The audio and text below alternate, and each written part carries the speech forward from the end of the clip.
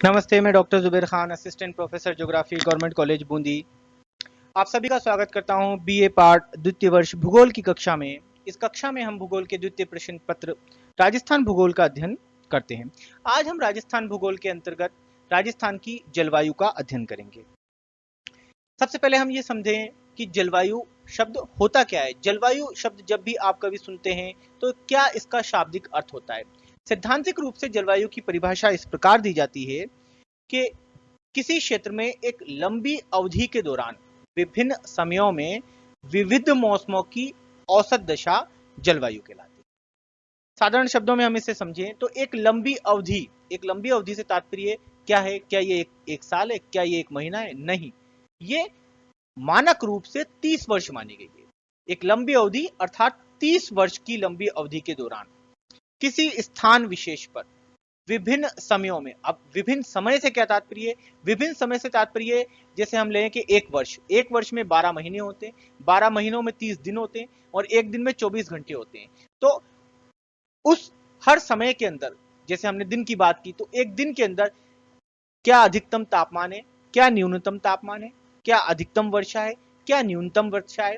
इस प्रकार के आंकड़े इकट्ठे किए जाते हैं और उस स्थान विशेष के संदर्भ में इस प्रकार के आंकड़े लगभग 30 वर्षों तक इकट्ठे किए जाते हैं और उन आंकड़ों के आधार पर जो औसत आंकड़े निकल के आते हैं, उस औसत आंकड़ों के आधार पर उस क्षेत्र की जलवायु का निर्धारण किया जाता है। जलवायु को तापमान, आर्द्रता और अन्य मानकों के आधार पर विभिन्न वर्गों में वर्गीकृत किया हुआ है। इन औसत आंकड़ों को उस जलवायु वर्ग से मिलाया जाता है जिस जलवायु वर्ग में ये औसत आंकड़े मेल खाते हैं, जहां ये फिट बैठते हैं, उस क्षेत्र की वही जलवायु होती है। जैसे कि किसी क्षेत्र की शुष्क प्रकार की जलवायु, अर्धशुष्क प्रकार की जलवायु, मानसूनी प्रकार की जलवायु, उष्ण कटिबंधीय जलवायु, शीतोष्ण कटिबंधीय जलवायु, शीत कटिबंधीय जलवायु, अलग अलग प्रकार की जलवायु देखने को मिलती है। चलिए आज हम राजस्थान की जलवायु की बात करते हैं। जलवायु शब्द के बीच में मैंने आपसे कहा था परिभाषा के दौरान, एक लंबी अवधि के दौरान विभिन्न समयों में विविध मौसमों की औसत दशा। अब मौसम से क्या तात्पर्य? वास्तव में मौसम का तात्पर्य एक समय विशेष में वायुमंडल की भौतिक दशा से लगाया जाता है। जैसे कि मान लीजिए कि आज का मौसम कैसा है, हम बोलचाल की भाषा में बात करते हैं, आज बड़ी गर्मी है। भाई बड़ी गर्मी का क्या तात्पर्य? मतलब तापमान ज्यादा है। सूखी गर्मी है, सूखी गर्मी का क्या तात्पर्य है? वायु में नमी कम है, आर्द्रता कम है, वर्षा नहीं हुई है। तो ये एक वायुमंडल की भौतिक दशा को परिलक्षित करता है, वो शब्द है मौसम। चलिए राजस्थान की जलवायु का अध्ययन करते हैं। किसी भूभाग पर लंबी अवधि के दौरान विभिन्न समयों में विविध मौसमों की औसत अवस्था उस भूभाग की जलवायु कहती है। मैंने आपको परिभाषा के रूप में यह समझाया था अभी। जलवायु के अध्ययन में कई तत्व जैसे तापक्रम, वायुदाब, आर्द्रता, वर्षा, वायु वेग, धूप की अवधि और अन्य कम महत्वपूर्ण तत्व जिनको यहां वर्गीकृत नहीं किया गया है, उन्हें भी सम्मिलित किया जाता है। राजस्थान की जलवायु को नियंत्रित करने वाले कारकों में अक्षांशीय स्थिति, जल से सापेक्षिक स्थिति, पर्वतीय अवरोध, ऊंचाई, प्रचलित पवनें, महाद्वीपीयता आदि महत्वपूर्ण कारकों को भी सम्मिलित किया जाता है। जलवायु निर्धारक तत्वों को आप भौतिक भूगोल में पढ़ चुके होंगे पिछली कक्षाओं में, और नहीं तो आप आगे भी कक्षाओं में जब भौतिक भूगोल पढ़ेंगे तो वहां पे जलवायु निर्धारक तत्व आते हैं, वहां पे इन सभी तत्वों का विस्तृत रूप से अध्ययन बताया गया है। तो मैं इनको व्याख्या न करते हुए राजस्थान की जलवायु के संदर्भ में विशेष रूप से अध्ययन करते हैं। जलवायु दशाओं की अतिशयता के लिए राजस्थान की आंतरिक अवस्थिति, वनस्पति रहित आवरण, मिट्टियों की प्रकृति, नग्न चट्टाने आदि को उत्तरदायी ठहराया जा सकता है। जैसा कि आपको पता है राजस्थान की आंतरिक स्थिति अर्थात राजस्थान सापेक्षिक रूप से किसी भी एक बड़े जलाशय या सागर महासागर के निकट नहीं है, अर्थात यहाँ महाद्वीपीयता की स्थिति देखने को मिलती है। राजस्थान में वनस्पति का, खास तौर से राजस्थान के पश्चिमी भाग में अरावली के पश्चिम में वनस्पति का हरा भरा और पूर्ण आवरण देखने को नहीं मिलता है। मिट्टियों की प्रकृति, राजस्थान की मिट्टियां खास तौर से मूलतः रेतीली बलुई प्रकार की मिट्टियां हैं जो नमी धारण करने की क्षमता नहीं रखती। नग्न चट्टाने, नग्न चट्टानों से तात्पर्य ये है कि यहाँ की चट्टानें खासतौर से धरातलीय क्षेत्र पूर्ण रूप से नग्न है, उनके ऊपर वनस्पति का आवरण नहीं पाया जाता, और ये सारी चीजें मिलकर राजस्थान की जलवायु को प्रभावित करते हैं। आबू पर्वत और उसके आसपास का क्षेत्र, जिसे हम फोराट का पठार कहते हैं, अधिक ऊंचाई के कारण कम तापक्रम वाले क्षेत्र हैं, और गर्मियों में भी यहाँ के तापमान कम बने रहते हैं। अपेक्षाकृत रूप से ये राजस्थान के अन्य क्षेत्रों की तुलना में ठंडे रहते हैं। जल राशियां जैसे पिछोला, फतेह साकर आदि भी कुछ सीमा तक स्थानीय जलवायु पर तापक्रम के प्रभाव को कम करने में सहायक होती हैं। जलाशयों के पास, झील के पास आपने देखा ही होगा, गर्मी के मौसम में हम देखते हैं कि वहां पर तुलनात्मक रूप से अन्य क्षेत्रों की तुलना में वहां तापमान कम मिलते हैं। इसी वजह से ग्रीष्म ऋतु में पर्यटकों के ये आकर्षण के केंद्र होते हैं, झील के क्षेत्र या तालाब के क्षेत्र। सामान्यतः अरावली के पश्चिम में राजस्थान की जलवायु विश्व के अन्य मरुस्थलों और अर्ध मरुस्थलीय प्रदेशों के समान ऊंचे तापक्रम, कठोर सूखे की लंबी अवधियां, उच्च वायु वेग, निम्न सापेक्षिक आर्द्रता जैसी विशेषताएं रखती है।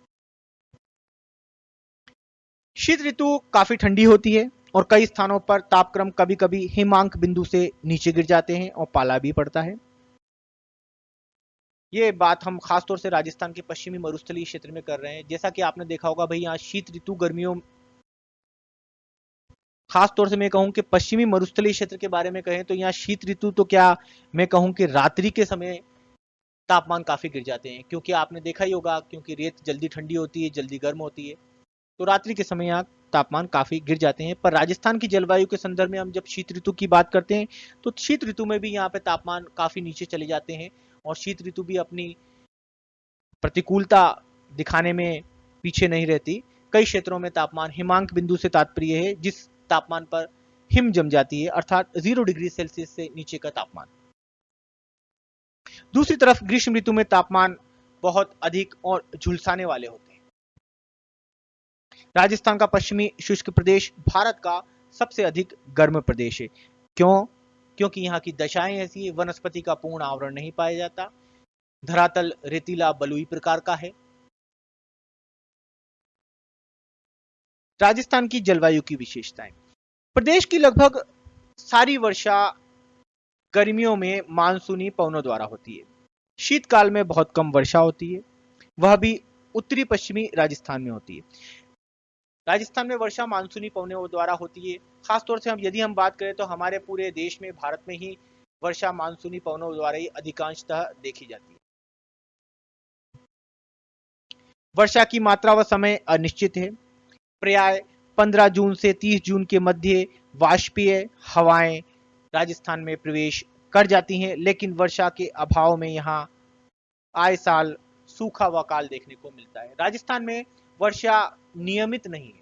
राजस्थान में कभी वर्षा होती है तो कभी नहीं होती। कई बार 3-3 साल तक वर्षा नहीं होती। वर्षा का जो, ऐसा नहीं कि बिल्कुल वर्षा नहीं होती, पर वर्षा का जो सामान्य स्तर है, जो जीवन जीने के लिए अति आवश्यक है, यदि उससे कम वर्षा होती है तो हम अकाल व सूखे की स्थिति में चले जाते हैं। कई बार अतिवृष्टि भी देखने को मिल जाती है। तो वर्षा की अनियमितता हमारे यहाँ देखने को मिलती है।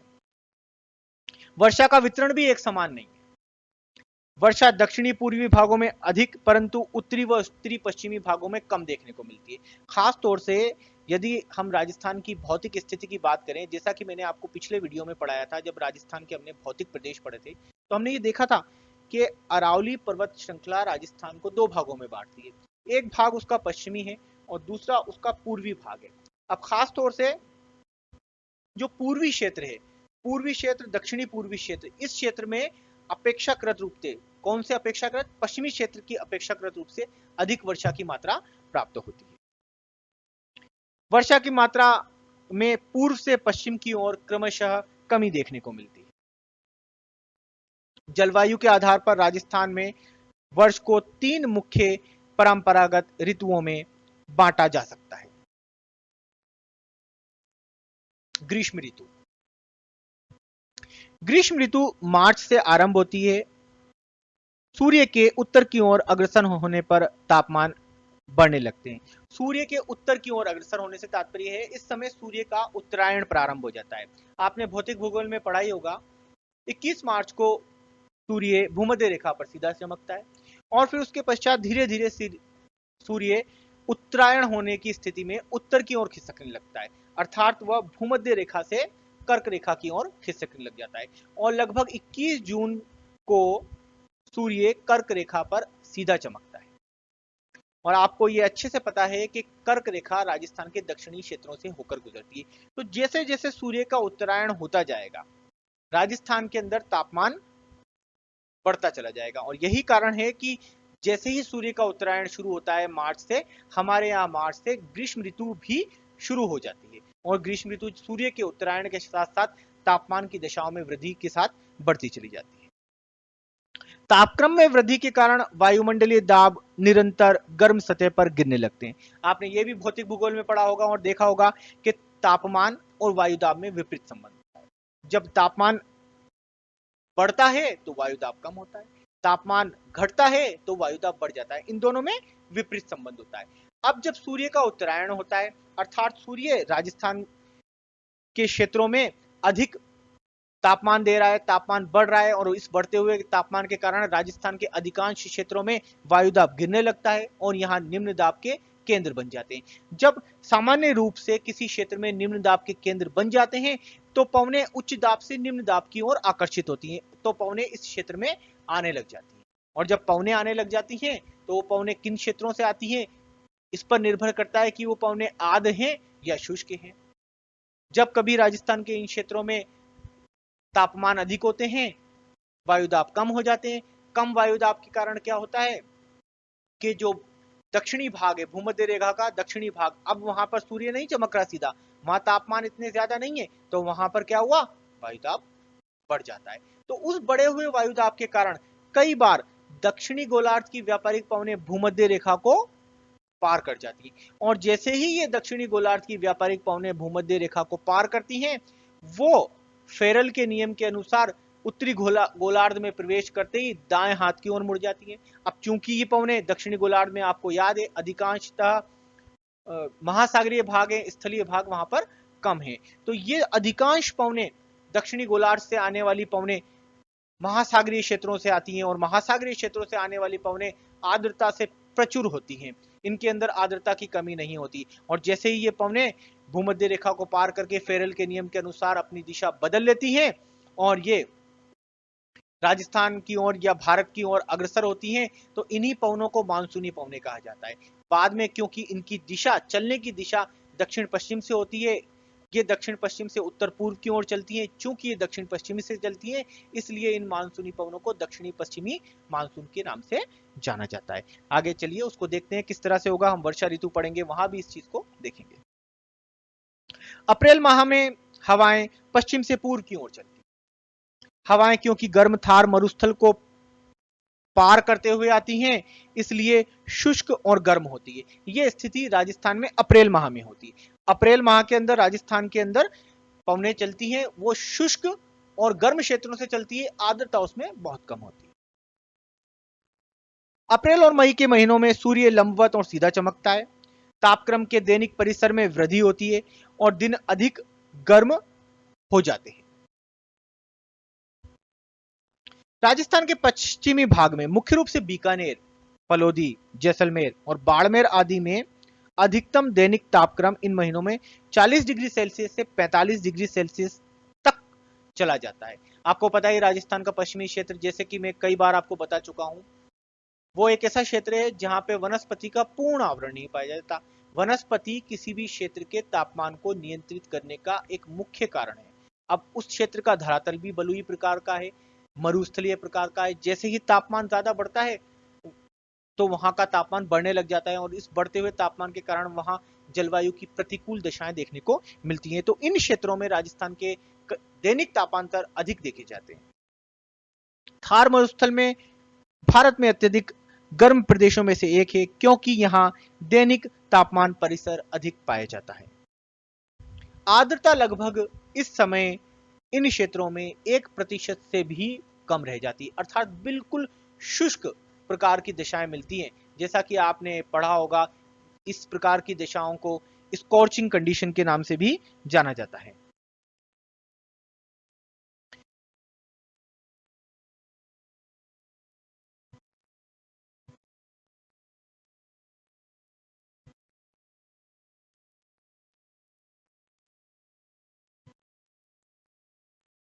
पौधे जो इन विशिष्ट मरुस्थलीय दशाओं में अपनी वृद्धि कर सकते हैं वही यहाँ पर पाए जाते हैं। इसके अलावा यहाँ पर हरे प्रकार की वनस्पति नहीं पाई जाती। आपने पढ़ा होगा पिछली कक्षाओं में, मरुस्थलीय क्षेत्रों में मरुद्भिद प्रकार की वनस्पति पाई जाती है। ऐसी वनस्पति जो मरुस्थलीय दशाओं में अपना जीवन चक्र पूर्ण करने में सक्षम होती है, उसे मरुद्भिद प्रकार की वनस्पति या जीरोफाइट वनस्पति कहा जाता है। इस प्रकार की वनस्पति में खासतौर से कैक्टस या मोटी छाल वाले कंटीली झाड़ियां पाई जाती हैं। इनके अंदर पत्ते ना होकर पत्ते वाष्पोत्सर्जन को रोकने के लिए कांटों के रूप में बदल जाते हैं, तो कंटीली झाड़ियां होती हैं। और ये भी सब जगह एक समान रूप से विस्तृत नहीं होती, दूर दूर छितरी हुई पाई जाती हैं खास तौर से। तो यहाँ पर कभी भी एक हरी वनस्पति का आवरण देखने को नहीं मिलता, इसलिए इस क्षेत्र में तापमान की प्रतिकूल दशाएं सर्वथा मौजूद रहती हैं। वार्षिक तापक्रम परिसर 14 डिग्री सेल्सियस से 17 डिग्री सेल्सियस के बीच रहते हैं। ये औसत तापमान के परिसर हैं। दोपहर के समय का तापक्रम लगभग 36 डिग्री सेल्सियस और तीसरी पहर तक यहाँ के तापमान 49 डिग्री सेल्सियस तक पहुंच जाते हैं। गंगानगर में उच्चतम तापमान कई बार 50 डिग्री सेल्सियस तक आंका गया है। जोधपुर, बीकानेर, बाड़मेर में भी तापमान 49 डिग्री सेल्सियस तक पहुंच जाते हैं। जयपुर व कोटा में तापमान 40 डिग्री सेल्सियस तक, और आजकल तो हमने देखा है अपनी खुद की आंखों से कई बार 45-47 डिग्री सेल्सियस तक भी कोटा के क्षेत्र में, बूंदी के क्षेत्र में देखने को मिलते हैं। झालावाड़ के कुछ क्षेत्रों में भी तापमान 47 डिग्री तक सेल्सियस तक पहुंच जाते हैं। वातावरण की शुष्कता, स्वच्छ आकाश, मिट्टी की बलुई प्रकृति और वनस्पति के अभाव के कारण रात्रि में तापमान अचानक गिर जाते हैं। ये बात है राजस्थान के पश्चिमी क्षेत्र की, राजस्थान के पश्चिमी मरुस्थलीय क्षेत्र की।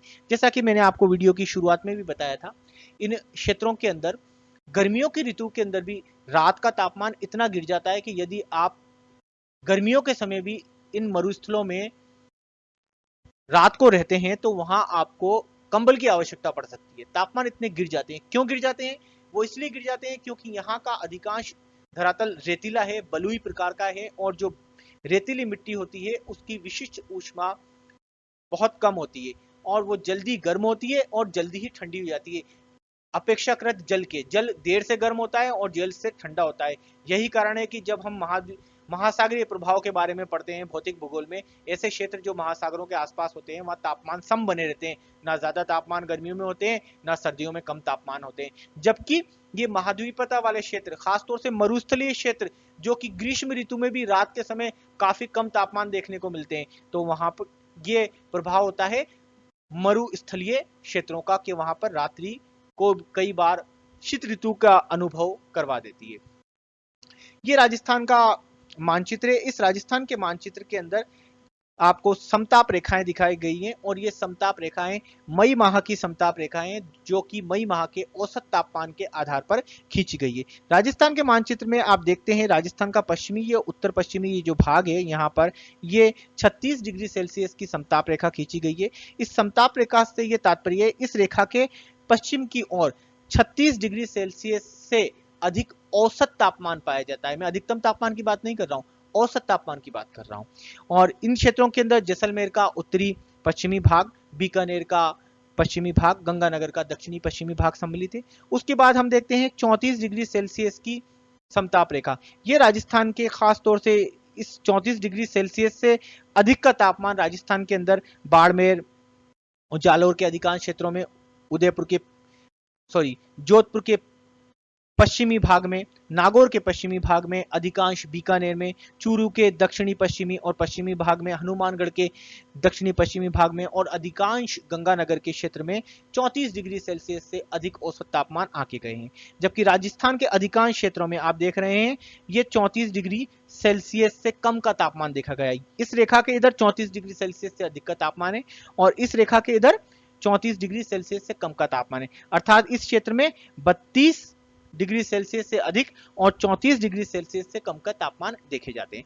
अब ये वाला जो क्षेत्र आपको दिख रहा है राजस्थान का दक्षिणी पश्चिमी भाग या राजस्थान का दक्षिणी भाग, इस क्षेत्र के अंदर आपने देखा होगा भौतिक प्रदेश पढ़ते समय यहाँ पर अरावली पर्वत श्रृंखला है और खास तौर से राजस्थान के दक्षिणी पश्चिमी भाग के अंदर दक्षिणी भाग में अरावली पर्वत श्रृंखला अपनी सर्वाधिक चौड़ाई और सर्वाधिक ऊंचाई को लिए हुए है। तो इन क्षेत्रों में लगातार तापमान कम देखे जाते हैं क्योंकि जैसे जैसे धरातल से ऊंचाई बढ़ती है, आपने भौतिक भूगोल में ये अच्छे से पढ़ा होगा कि धरातल से ऊंचाई बढ़ने के साथ साथ प्रति 165 मीटर की ऊंचाई पर 1 डिग्री सेल्सियस की दर से तापमान कम होते हैं और यही कारण है कि यहाँ पे तापमान कम होते चले जाते हैं। इस क्षेत्रों के अंदर आप राजस्थान के दक्षिणी व दक्षिणी पश्चिमी जिले जिसके अंदर सिरोही है, राजसमंद है और भीलवाड़ा का कुछ हिस्सा है, उदयपुर का अधिकांश हिस्सा सम्मिलित किया जाता है।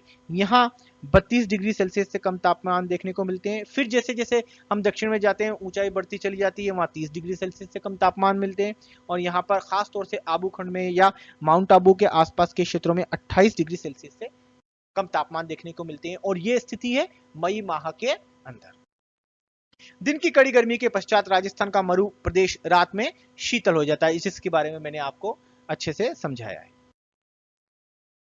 इस प्रकार इस भाग में गर्मी के मौसम में भी रातें शीतल व सुहावनी होती हैं। अरावली के उत्तरी और पश्चिमी भाग में तापक्रम निरंतर बढ़ता जाता है। इस ऋतु में भयंकर लू चलती है जिससे तापमान बढ़ जाते हैं। लू एक स्थानीय प्रकार की पवन है जो भारत के पश्चिमी क्षेत्रों में खास तौर से राजस्थान के क्षेत्रों में चलती है और ये जिन क्षेत्रों में चलती है शुष्क प्रकार की गर्म पवन है, उन क्षेत्रों का तापमान बढ़ा देती है।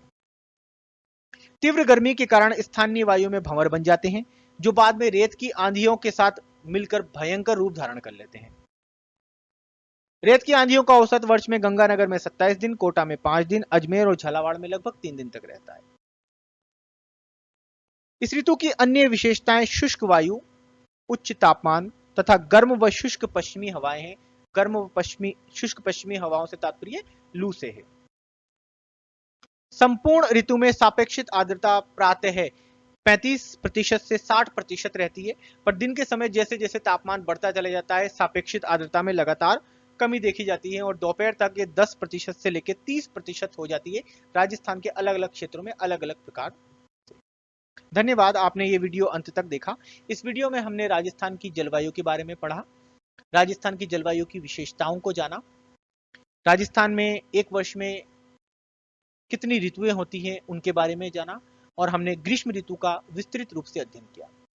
अगले वीडियो में हम राजस्थान की अन्य ऋतुओं का अध्ययन करेंगे और जल्द ही मिलेंगे। अड़ी।